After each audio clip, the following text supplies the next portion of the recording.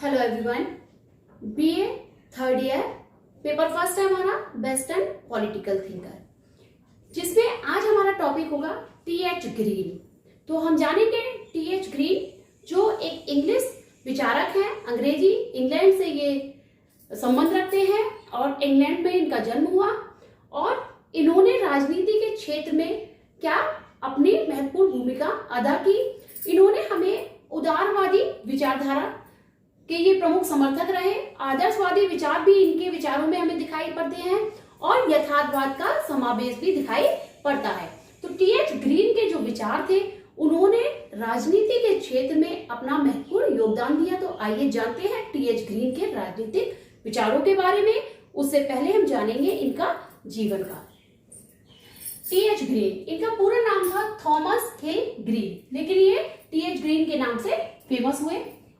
जीवन काल, ग्रीन का जन्म 7 अप्रैल 1836 ईस्वी में यॉर्कशायर जिले के बिल्किन नामक स्थान पर हुआ।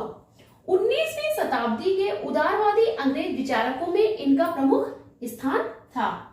अंग्रेज उदारवादी जो विचारक हैं 19वीं शताब्दी के, उनमें इंग्लैंड के त्रिमूर्तियों के नाम से फेमस हैं जेरेमी बेंथम, जे.एस. मिल और तीसरा स्थान है टीएच ग्रीन का। लेकिन उदारवाद का जो स्वरूप बेंथम और मिल के विचारों में दिखाई पड़ता है, उससे भिन्न हमें टीएच ग्रीन का उदारवाद दिखाई पड़ता है। इनके पिता एक पादरी थे, लेकिन उनके विचारों में ईसाई धर्म से जुड़ी जो विचार थे वो बहुत ही अलग थे, नैतिकता को अधिक महत्व देते थे और बाइबल के आधार पर उनके विचार थे। यही कारण था कि ये अपने पिता के विचारों से बहुत प्रभावित हुए और 14 वर्ष तक की आयु तक इन्होंने शिक्षा अपने घर में ही प्राप्त की। उसके बाद ये ऑक्सफोर्ड विश्वविद्यालय में शिक्षक के रूप में इन्होंने कार्य किया। शिक्षक होने के साथ साथ समाज सुधार में इनकी बहुत गहरी आस्था थी। समाज में जो भी बुराइयां थी, जैसे मदपान, जैसे निर्धनता, बेरोजगारी और अशिक्षा, अज्ञानता, उन चीजों को दूर करने के लिए इन्होंने कई कार्य किए। समाज सुधार में इनकी गहरी रुचि थी। निर्धन बच्चों के लिए शिक्षा तथा मदपान को रोकने के लिए कई अभियान इनके द्वारा चलाए गए। ये उदारवादी विचारधारा से प्रभावित थे और बाद में इन्होंने एक नए उदारवाद का जन्म किया। इन्होंने सुझाव दिया, टीएच ग्रीन के द्वारा कई सुझाव दिया गया। सुझाव क्या था? सुझाव दिया कि दरिद्रता, अज्ञानता, मदपान आदि रोगों के निराकरण में राज्य को सकारात्मक भूमिका निभानी चाहिए। तो दरिद्रता, गरीबी, अज्ञानता, अशिक्षा और मदपान जैसी जो बुराइयां हैं उन्हें ये एक रोग कहते हैं और इन चीजों से बचने के लिए राज्य की जो भूमिका होगी वो सकारात्मक होनी चाहिए। तो ये कहते हैं कि राज्य को सकारात्मक रूप से इन जो बुराइयां समाज में फैली हुई हैं उन्हें दूर करने के लिए कार्य करने चाहिए। उदारवाद को सकारात्मक दिशा में मोड़ने का कार्य टीएच ग्रीन के द्वारा किया गया। इससे पहले का जो उदारवाद था, जो हम बेंथम और मिल के विचारों में देखते हैं, वो नकारात्मक उदारवाद था। मीन्स उनमें राज्य की सीमित कार्य क्षेत्र दिए गए थे, राज्य का कम से कम हस्तक्षेप करने की बात पर जोर दिया गया था। लेकिन इन्होंने स्वतंत्रता और राज्य के कार्य, इन पर अलग विचार बेंथम व मिल से अलग इनके विचार हमें दिखाई पड़ते हैं।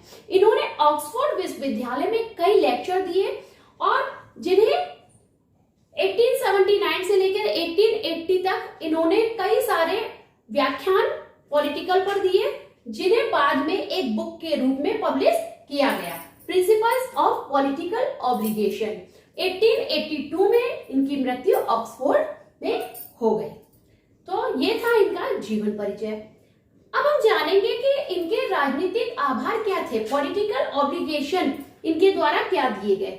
तो इनका जो जीवन दर्शन है, इनका जो राजनीतिक विचार है, वो पूरी तरह से मानव की चेतना पर आधारित है। तो जानते हैं क्या है मानवीय चेतना। मानव की चेतना शक्ति, जिस तरह से हम रूसो के विचारों में सामान्य इच्छा का कॉन्सेप्ट पढ़ते हैं, जनरल विल की बात पढ़ते हैं, उसी तरह से ये बताते हैं कि मनुष्य के अंदर एक चेतना शक्ति है।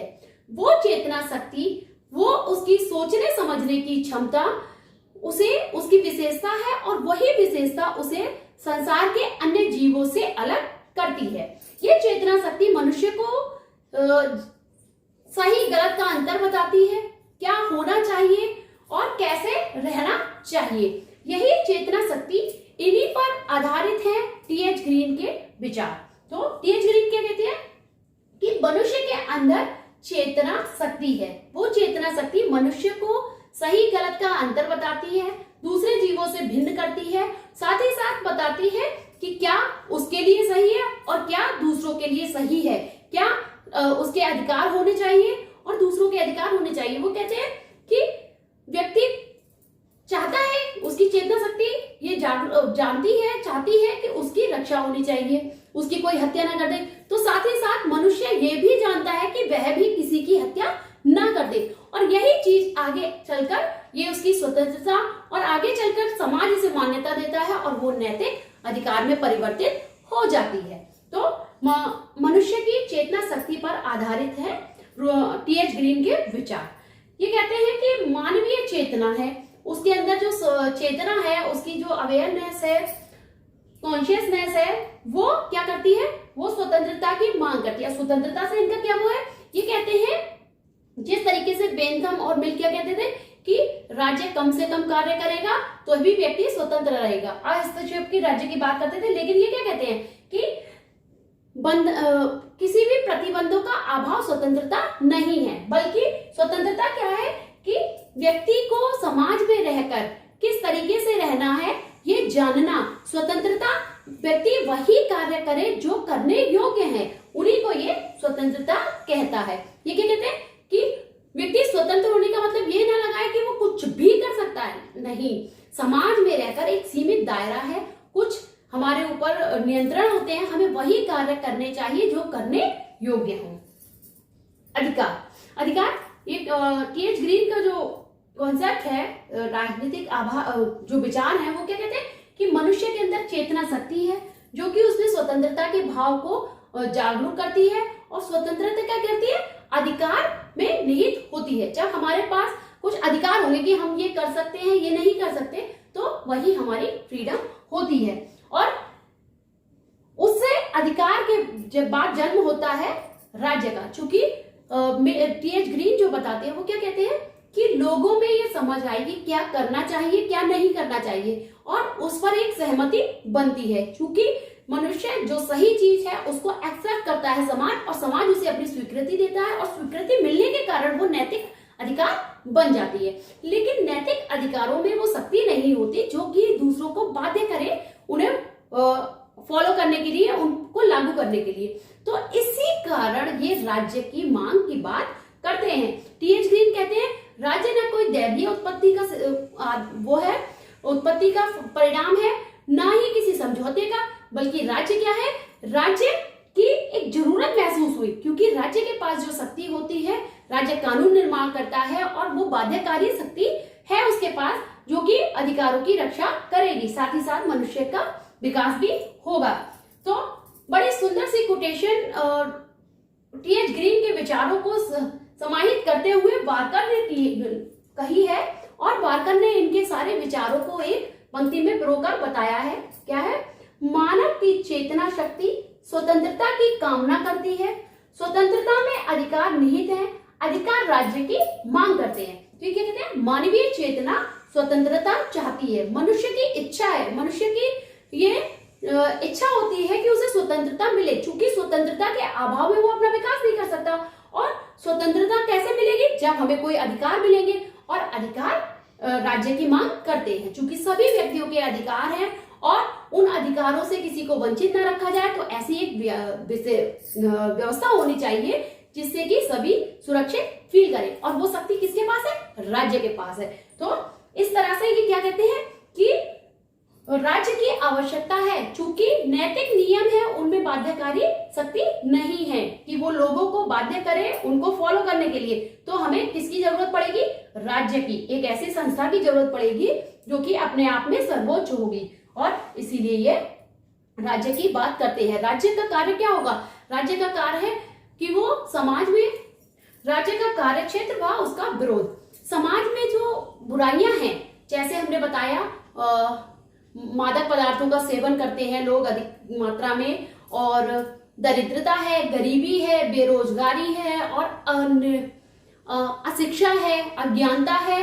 तो राज्य का ये कर्तव्य होना चाहिए कि वो अपने जो भी नागरिक हैं उनके लिए शिक्षा की उचित व्यवस्था करें, उनको रोजगार उपलब्ध कराए, और जो भी समस्याएं समाज में हैं उन्हें दूर करने के लिए अपनी सकारात्मक भूमिका अदा करें। इसीलिए अगर हम देखें तो टी.एच. ग्रीन के जो विचार हैं उनमें हमें एक लोक कल्याणकारी राज्य के दर्शन होते हैं। राज्य के विरोध का भी इन्होंने बताया है। इन्होंने क्या कहा कि जिस तरीके से हीगल कहते हैं कि राज्य का विरोध नहीं कर सकता है व्यक्ति, जैसे रूसो कहते हैं कि सामान्य इच्छा ने राज्य का निर्माण किया है तो उसका विरोध करने का अधिकार नहीं है, लेकिन इनके विचारों में हमें एक भिन्नता दिखाई पड़ती है। टी.एच. ग्रीन क्या कहते हैं कि यदि व्यक्ति ये आश्वस्त हो जाए, ये समझे, पूरी तरह से सहमत हो जाए कि राज्य कुछ व्यक्तियों के हित के लिए दूसरों का अहित कर रहा है, तो ऐसी स्थिति में सभी मनुष्यों को एक होकर सविनय अवज्ञा का मार्ग अपनाकर राज्य का विरोध कर सकते हैं। लेकिन ये एक बहुत गंभीर स्थिति है, और कई विचारक ऐसा कहकर इनकी आलोचना करते हैं कि सविनय अवज्ञा का जो इन्होंने कॉन्सेप्ट दिया वो अपने आप में विरोधाभास दिखाई पड़ता है। अंतरराष्ट्रीयवाद, तो अंतरराष्ट्रीयवाद पर टी.एच. ग्रीन के जो विचार है वो कांट से प्रभावित है। ये शांति पूर्ण और सामंजस्य स्थापित करते हुए शांति व्यवस्था के मार्ग पर चलकर अंतरराष्ट्रवाद के सहमति देते हैं। ये कहते हैं कि आपस में जो भी संघ है उन्हें मिलजुल कर कार्य करना है, एक दूसरे से आदान प्रदान करना है और शांतिपूर्ण तरीके से जीवन यापन करना है। चूंकि युद्ध जो है वो बहुत ही घातक होता है, लेकिन ये कहते हैं कि अगर कभी स्थिति ऐसी बन जाए कि युद्ध जरूरी ही है तो ये युद्ध को एक आवश्यक, एक क्रूर बुराई बताते हैं। तो ये कहते हैं कि अंतरराष्ट्रीयवाद, जो भी हमारे अंतरराष्ट्रीय स्तर पर देश है या आपस में, उनमें एकता होनी चाहिए, आपस में लेन देन होना चाहिए और एक दूसरे के साझे हितों में सहकारिता होनी चाहिए। इसीलिए यूरोप संघ की ये बात करते हैं, और यूरोप में भी जो संघ सदस्य हैं वो आपस में मिलजुल कर अपने हितों की रक्षा कर सकते हैं। संपत्ति के ये विचार सहमत है। ये कहते हैं कि राज्य को भूमि पर नियंत्रण रखना चाहिए, लेकिन निजी संपत्ति पर उसका कोई अधिकार नहीं होना चाहिए, क्योंकि संपत्ति ही वो शक्ति है जिससे व्यक्ति अपने व्यक्तित्व का पूर्ण विकास कर सकता है। अगर किसी के पास संपत्ति नहीं होगी तो वो अपना खुलकर विकास नहीं कर सकता। साथ ही ये इनका जो राज्य की उत्पत्ति का सिद्धांत है वो इस बात पर आधारित है, इनकी कोटेशन है, राज्य का आधार बल नहीं बल्कि इच्छा है।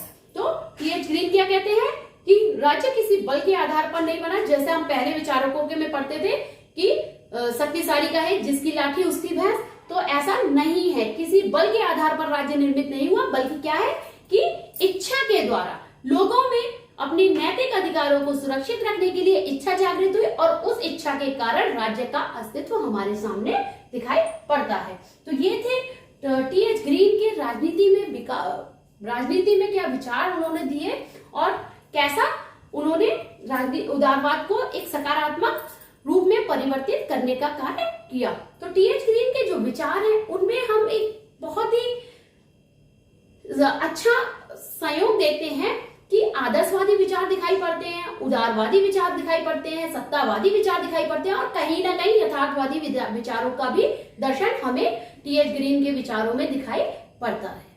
Thanks for watching.